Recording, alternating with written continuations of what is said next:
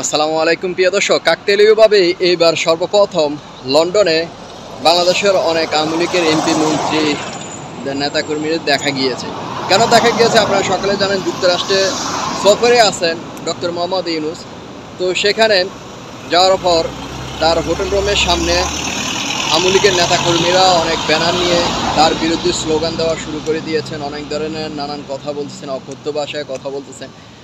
এর মধ্যে শফিক সাহেবকে যখন দেখতে পান, শফিক সাহেব হোটেল রুম দিয়ে হাঁটতেছিলেন, তখনও কিন্তু অকথ্য ভাষায় অনেক গালাগালাজ কথাবার্তা বলেন, যেটা সামাজিক যোগাযোগ মাধ্যমে ভাইরাল হয়ে যায়।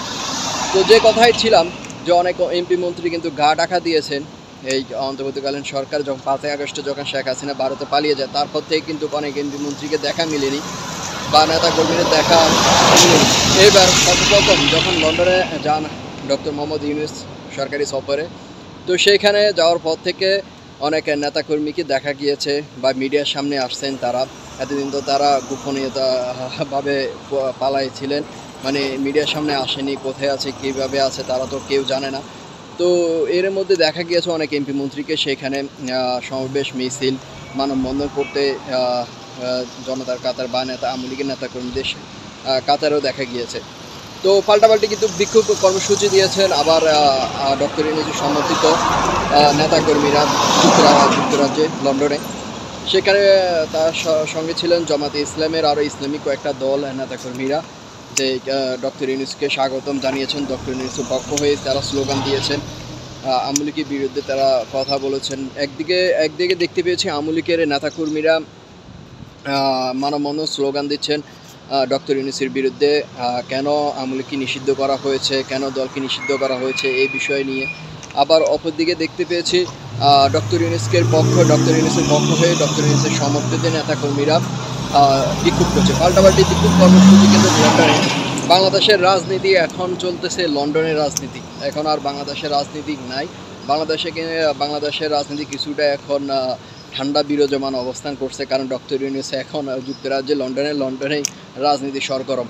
এদিকে খালেদা জিয়ার সঙ্গে বিএনপি নেতাকর্মীরা যখন সৌজন্য সাক্ষাৎ করে, ঈদের সৌজন্য সাক্ষাৎ করার সময় খালেদা জিয়া বিএনপি চেয়ারপারসন, তিনি নেতাকর্মীদের বলেন যে ডক্টর ইউনূসের সঙ্গে কোনো ধরনের ঝামেলা বা কোনো ধরনের দ্বন্দ্বের মধ্যে না জড়ানোর জন্য, বা অন্তর্বর্তী সরকারে যে আছে অন্তর্বর্তী সরকারের সাথে কোনো ধরনের ঝামেলা বা কোনো ধরনের দ্বন্দ্বে না জড়ানোর জন্য নেতাকর্মীদের ইতিমধ্যে কিন্তু কঠোর নির্দেশনা দিয়েছেন। অনেকে বলতেছেন বিএনপির রাজনীতিক বা কৌশল হয়তো পাল্টে গিয়েছে এবং খালেদা জিয়ার কথা মতে কৌশল পাল্টিয়ে অন্য পথে হাঁটছেন বিএনপির রাজনীতিক। এদিকে আপনারা অনেকে শুনতে পেয়েছেন যে শুক্রবারে হয়তো ডক্টর ইউনূস আর তারেক রহমানের একটি বৈঠক হতে পারে। সেই বৈঠক থেকে হয়তো রাজনৈতিক বিষয় বা বাংলাদেশের পরিস্থিতির বিষয়ে নানান ধরনের কথাবার্তা হতে পারে, আবার নির্বাচনী বিষয়, সংস্কারের বিষয় হতে পারে। তো ভালো একটা, অনেকে রাজনৈতিক বিশ্লেষকরা বলতেছে ভালো একটা সুখবর আসতে পারে তাদের বৈঠক থেকে, তারেক রহমান এবং কি ডক্টর ইউনূসের বৈঠক থেকে লন্ডনে সৌজন্য সাক্ষাৎ আর কি।